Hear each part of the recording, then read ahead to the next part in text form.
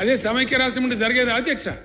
తెలంగాణ వచ్చింది కాబట్టి, తెలంగాణ ప్రగతి సాధిస్తున్నది కాబట్టి, తెలంగాణ ధనిక రాష్ట్రం అవుతున్నది కాబట్టి చేయగలిగినాం, క్రమంగా చేసుకుంటూ పోతున్నాం.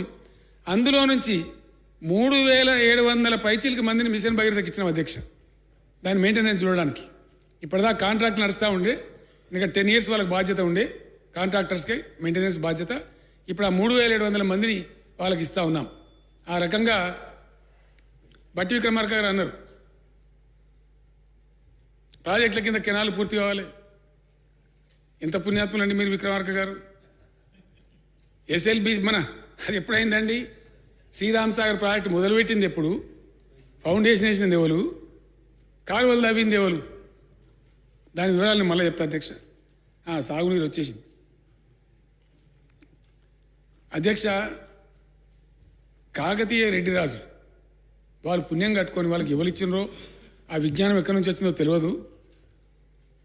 ఆనాడు 11వ శతాబ్దంలోనే 75,000 గొలుసు కట్టు చెరువులు నిర్మించారు అధ్యక్ష తెలంగాణలో.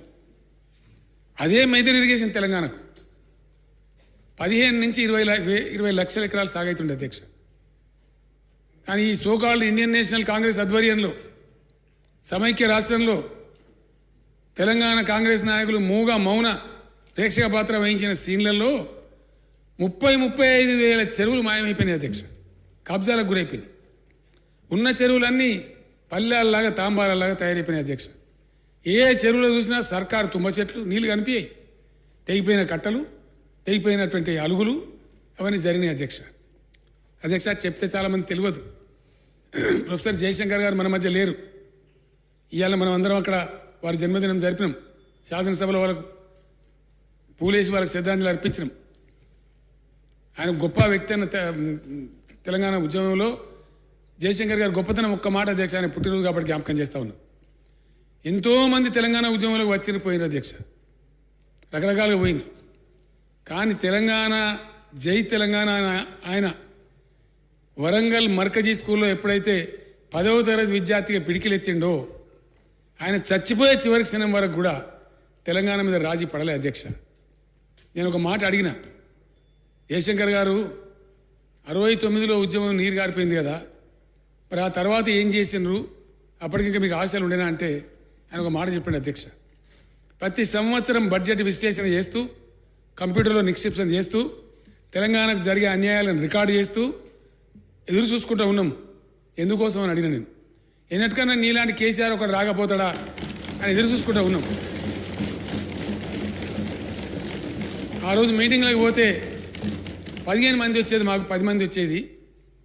తెలంగాణలో ఏ మూలో పిలిచిన పోదు 15 మంది వచ్చినా సరే, ఎన్నటికన్నా కేసీఆర్ లాంటి రాకపోతాడా, వచ్చినాడు కనీసం తాలూకా ఒక 10 మంది అయినా ఉండాలి జై తెలంగాణ అనేటోళ్ళు అని చెప్పి దాన్ని కాపాడుకుంటూ పోయినామని చెప్పిన మహనీయుడు ప్రొఫెసర్ జయశంకర్ అధ్యక్ష.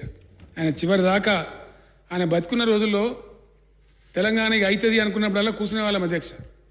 దురదృష్టం ఇద్దరికిద్దరు లేరు ఇలా, విద్యాసాగర్ రావు గారు, జయశంకర్ గారు. ఈ సత్యం మీకు చెప్పాలి అధ్యక్ష, ఇది చాలామందికి తెలియదు. తెలంగాణ వస్తే ఎక్కడ మొదలు పెట్టాలి ప్రయాణం? తెలంగాణ శిథిలమైనటువంటి తెలంగాణ పునర్నిర్మాణం ఎక్కడ స్టార్ట్ కావాలా? అనేక పర్యాయాలు కూర్చుండేది అధ్యక్ష. ఢిల్లీలో నేను ఉండేటువంటి ఇంట్లో ఒకరోజు మాట్లాడుతూ ఉన్నాం, తెలంగాణ రావడానికి ఒక 3 నెలలు 4 నెలల ముందు. రాత్రి 2 దాకా కూర్చున్నాం అధ్యక్ష. జయశంకర్ గారు, నేను, విద్యాసాగర్ గారు ఇద్దరు లేరు అధ్యక్ష, నా దురదృష్టం ఇద్దరు చనిపోయినారు. రాత్రి 2 వరకు కూర్చొని ఆలోచిస్తే మేము ఆ రోజు మాకు తేలింది, చెరువులే ఫస్ట్ మంచిగా చేసుకోవాలి, అవే అన్నం పెడితే తెలంగాణకు. ఆ కాకతీయ రాజులు కట్టినారు కాబట్టి వాళ్ళ పేరు పెట్టుకుంటేనే మనకు బరకత్ ఉంటుంది, కాబట్టి వాళ్ళ పేరునే పెట్టాలని చెప్పి తెలంగాణ రావడానికన్నా 5-6 నెలల ముందే మిషన్ కాకతీయ అనే పేరు మేము స్థిరీకరణ చేసినాం అధ్యక్ష. అది తెలంగాణ వచ్చినాక పెట్టింది కాదు, తెలంగాణ రాకముందే అక్కడి నుంచి ప్రారంభం కావాలని చెప్పి పెట్టినాం, తీసుకున్నాం. అద్భుతంగా మిగిలి ఉన్న 46,000 చెరువులను ఒక యజ్ఞంలాగా చేసినాం అధ్యక్ష.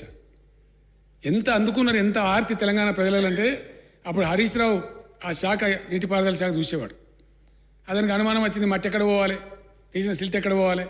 నేను చెప్పిన, హరీష్ మీరు అట్లా కాదు, రైతులను ప్రోత్సహించండి, వాళ్ళు తీసుకొని పోతారని చెప్తే లక్షల ట్రాక్టర్ల మట్టి అధ్యక్ష, లక్షల ట్రాక్టర్ల మట్టి, సర్కారుకు రూపాయి ఖర్చు లేకుండా కొన్ని లక్షల ట్రాక్టర్ల మట్టిని జనం తీసుకొని పోతారు. పొలాలు సారవంతమైనవి, ఈ పూడికలు పోయినాయి, ఆ కంప చెట్లన్నీ పోయినాయి, కట్టలు బలీయమైనవి, కొన్ని డబ్బులు పెట్టి మంచిగా మత్తళ్ళు అవన్నీ బాగా చేసినాం.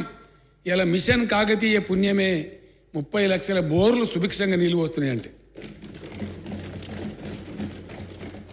వీళ్ళకేమైనా స్టడీ ఉందా? కాంటూర్ తెలుస్తుందా?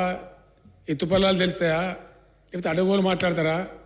అర్థమే కాదు అధ్యక్ష. ఎందుకండి నాకు అర్థం కాదు. కాంగ్రెస్ పార్టీకి కాళేశ్వరం మీద గడుపు, దాని గురించి ఏమైనా అర్థమవుతుంది అసలు వీళ్ళకు?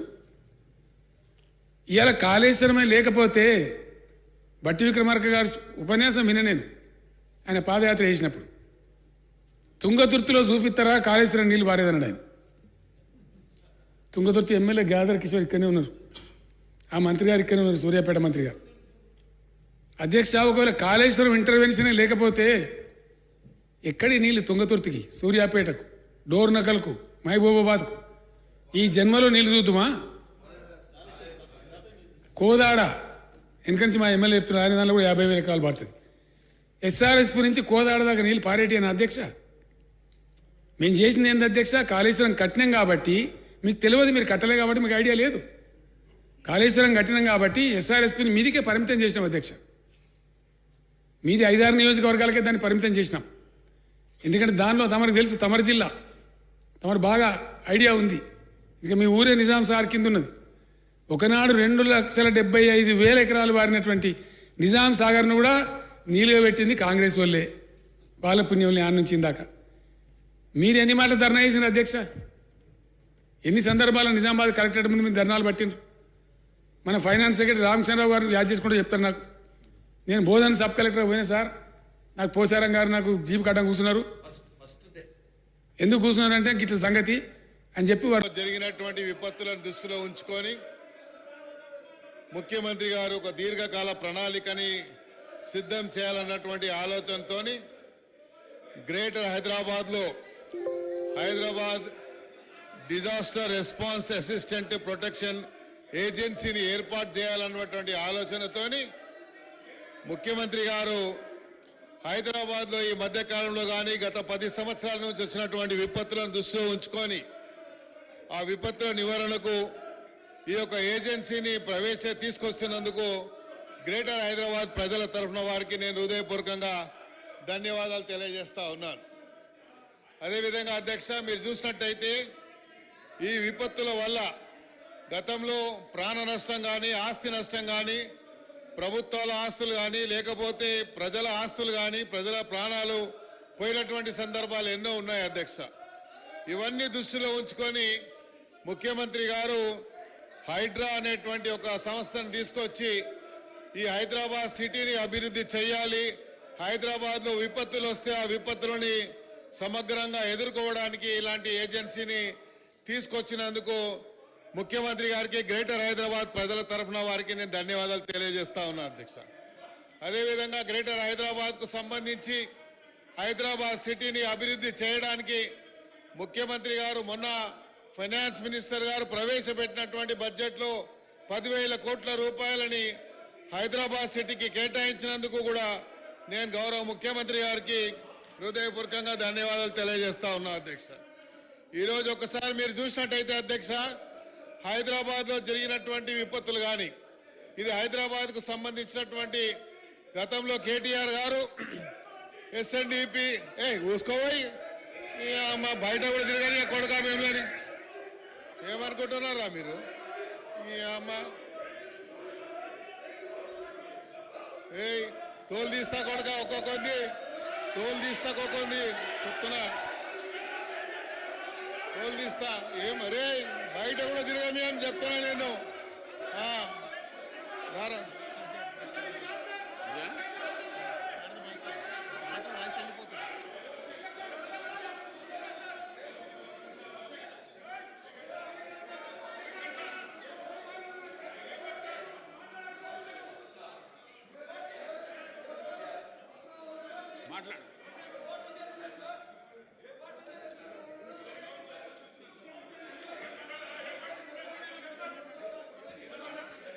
అధ్యక్ష, హైదరాబాద్ కు సంబంధించి ఇది ఇంపార్టెంట్ అయిన సబ్జెక్ట్ అధ్యక్ష.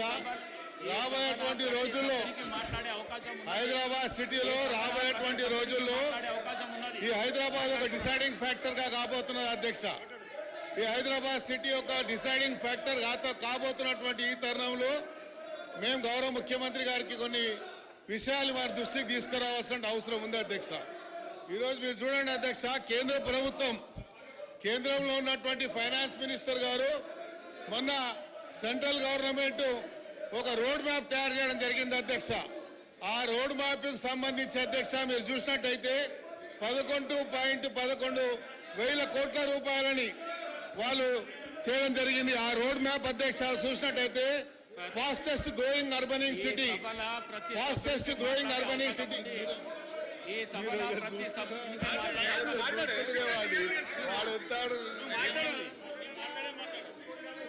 అధ్యక్ష మీరు చూసినట్టయితే